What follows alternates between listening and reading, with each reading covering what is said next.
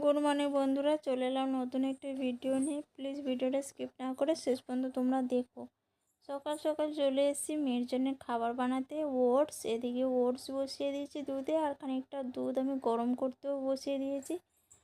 আর মেয়েকে চিনি দেওয়াটা একটু কম করি, আমি সবসময় ভেলিগুড় দেওয়ার চেষ্টা করি খাবারের মধ্যে, সেজন্য একটু ভেলিগুড়ও দিয়ে দিচ্ছি। একটু মিষ্টি মিষ্টি না লাগলে খেতেও চায় না বাচ্চা, তো সেই জন্য একটু ভেলিগুড় দিয়ে ভালো করে মাখিয়ে দিলাম। আর ওদিকে আমি দুধটাও গরম করা প্রায় আমার কমপ্লিট হয়ে এসছে। আর এখন আমি এই যে দেখুন, এই যে দেশি ঘি, যেটা আমি সুন্দরবন থেকে এনেছিলাম, একদম বাড়িতে বানানো গাওয়া ঘি, গন্ধ কিন্তু খুব সুন্দর। এখানে এই যে দেখুন পাগুলো আমি সেঁকে নিচ্ছি। এই ঘি দিয়ে আমি পাগুলো এপিট ওপিট করে ভালো করে গরম করে নেব। তো আজকে নাস্তাটা আমি এটা দিয়ে করে নেব। আমার অল্প একটু নাস্তা হলে হয়ে যায়, নাস্তায় বেশি খাবার একটু লাগে না, অল্প হলেই হয়ে যায়। দুপাশটা ভালো করে সেঁকে নিচ্ছি। এই পাউগুলো কিন্তু খেতে খুবই ভালো লাগে। এই পাউগুলো কিন্তু এরকম দেখতে কিন্তু সিম্পল, কিন্তু ভিতরেও কিন্তু মিষ্টি থাকে। প্রথম প্রথম আমি জানতামই না, পরে যখন খেলাম তখনই বুঝলাম যে এই পাউগুলো দেখুন এক সাইডে এরকমভাবে ভালো করে, মানে যখন দেখবে যে একটু করে কাটা রয়েছে তখনই বুঝতে পারবে যে পাউগুলোর ভিতরে কী রয়েছে। এই যে দেখুন, এখন আমি তোমাদেরকে দেখাচ্ছি। এই যে দেখুন, এই পাউগুলো একদম চেলা করে, এর ভিতরে মাখন আর মিষ্টি দেওয়া রয়েছে, যেটা খেতে কিন্তু খুবই ভালো লাগে। তারপর নাস্তা করে চলে এসেছি। রাতে ভিজিয়ে রেখেছিলাম মেহেন্দি, যেটাকে বলে হেনা, নূপুর হেনাকে আমি ভিজিয়ে রেখেছিলাম। এখন ওটাকে হালকা একটু গুলিয়ে তার মধ্যে নেবু দিয়ে দিচ্ছি, পাতিনেবু। পাতিনেবু কিন্তু আমাদের স্ক্যাল্পে লাগানো কিন্তু খুবই ভালো, ড্যান্ড্রফ থাকলে ওটা পরিষ্কার হয়ে যায়। সেই জন্য একটু পাতিলেবু দিয়ে দিলাম, আর সঙ্গে একটু ডিম দিয়ে দিলাম। ডিমে থাকে প্রচুর পরিমাণে ভিটামিন ডি, যা আমাদের স্ক্যাল্পের পক্ষে চুল পড়াও বন্ধ হয়ে যায়, চুলের গ্রোথ হয়।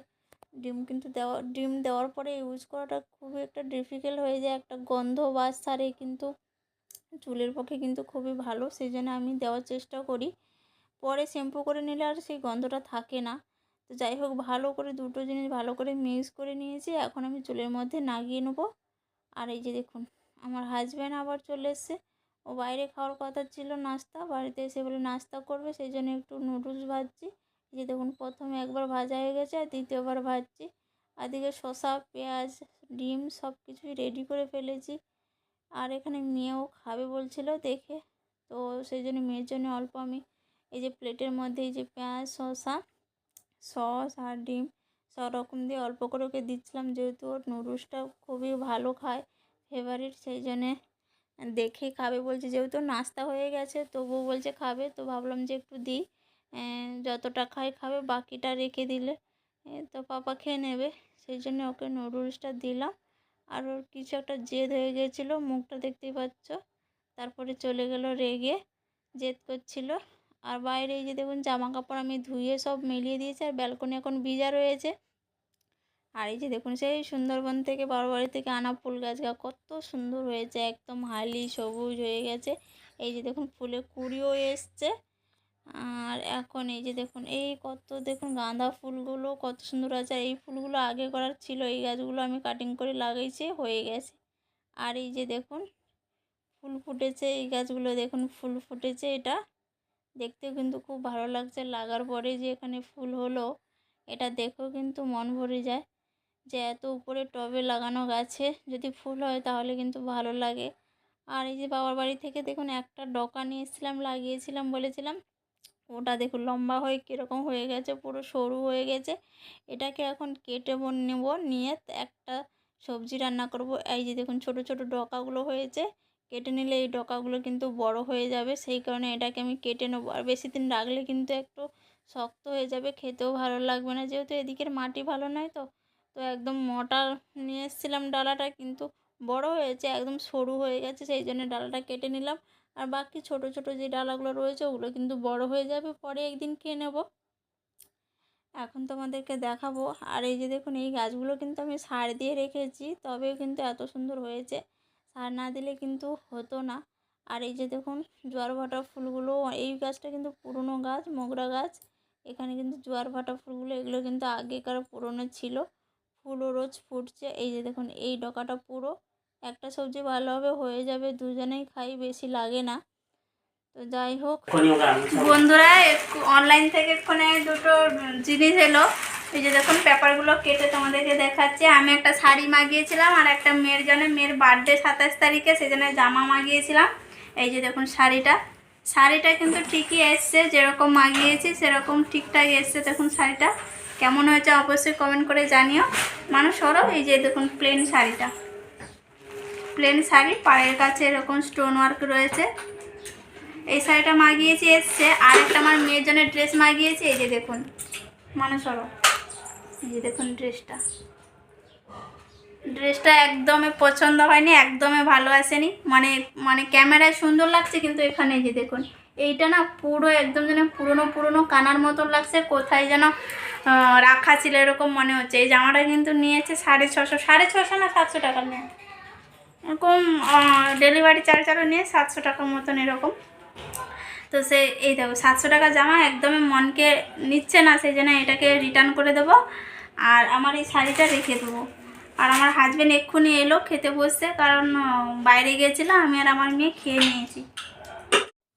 বিকেলে ঘুম থেকে উঠেই চলে এলাম খাবার বানাতে। এখানে দুধটা একটু গরম করতে বসিয়েছি, অল্প একটু দুধ নিয়ে নেবো, দুধ রুটি। আর এদিকে আমার মেয়ের জন্য দুধ কেলস দেবো। বিকেলে ঘুম থেকে উঠে না একটু অল্প খেলে হয় না। তো যাই হোক, খাওয়া দাওয়া করে একদম সন্ধ্যার মুখে চলে এসেছি, রান্না বসিয়ে দেবো। কারণ আজকের একটু চিকেন বানাবো ভাবছি।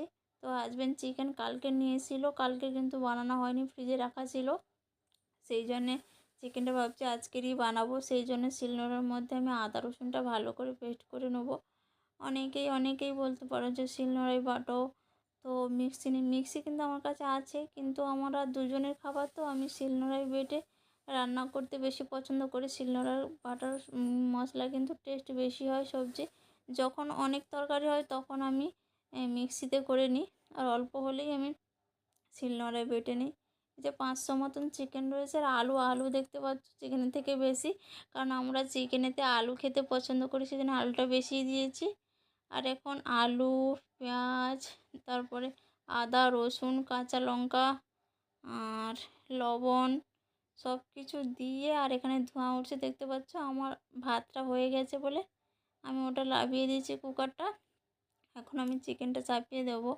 পরিমাণ মতো লবণ দিয়ে দিচ্ছি, আর লঙ্কা পাউডার দিচ্ছি, অল্প করে দিচ্ছি, কারণ কাঁচা লঙ্কা যেহেতু দিচ্ছি সেই জন্য লঙ্কা পাউডারটা অল্পই দিচ্ছি। আর একটু হলুদ গুঁড়া দিয়ে দেবো।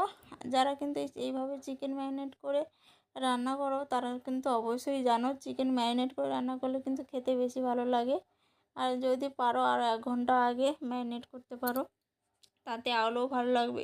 আমি চিকেনটা আজকে সর্ষের তেলেই বানাবো, সেই জন্য সর্ষের তেলটা ভালো করে বেশি করে দিয়ে এটাকে ভালো করে ম্যারিনেট করে নিচ্ছি।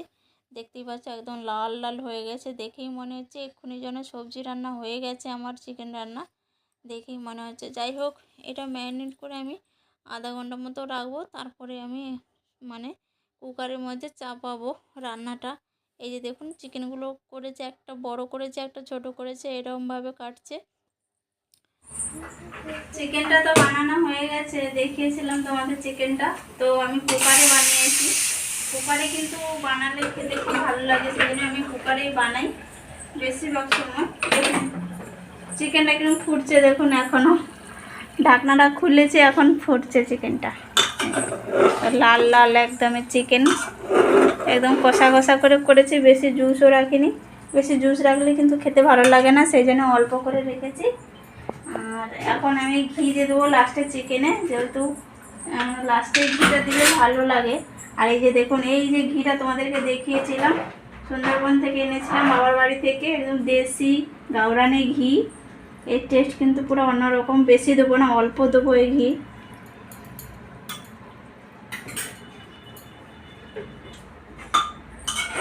ভালো করে মাখিয়ে নেবো। আর এখন একটু এই যে পাশের বাড়ি আমাদের সামনে একটা রুমে আন্টিরা এসছে, তো ওরা ছিল না প্রথমে, তো ওরা এসছে এখন নতুন। আর খুবই ভালো, কালকে আমাদেরকে চিকেন দিয়েছিল, রান্না করেছিল, সেই জন্য আজকে রান্না করেছি। ভাবছি যে একটু দিয়ে আসি আন্টিকে, সেই জন্য একটু। আর আমার মেয়ে দেখুন এখনও স্নান করেনি, ওর কাল থেকে কানের যন্ত্রণা হচ্ছে আর জ্বর এসছে, তো ওকে স্নান করাতে বলেছিলাম আমি যে একটু গাটা পুছে দেবো, তো শুনছে না। তো আবার জ্বর এসে গাটা গরম হয়ে গেছে, শরীরটা একদম ভালো না, এই জন্য স্কুলও যায়নি আজকে। তো এই যে এই বাটির মধ্যে বাড়ছি একটু চিকেন আর আলু দিয়ে আসবো। আর এদিকে কিন্তু চিকেন পুরো অন্যরকম স্টাইলে বানায়, চিকেনে আলু দেয় না, তো আমি আলু দিয়ে বানিয়েছি। তো জানি না খেয়ে কীরকম বলবে। তো বেঙ্গলি স্টাইলে চিকেন, আর এদিকে চিকেন পুরো অন্যরকম। তো চলো তাহলে আমি দিয়ে আসি, দেখো তোমরা।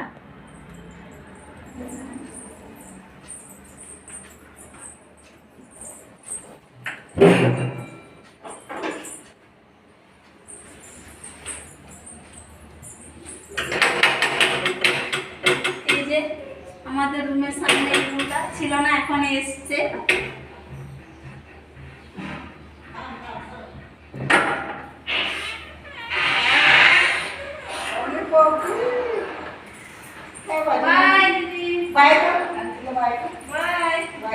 क्या कर रहे हैं? फोन लगाना पड़ेगा।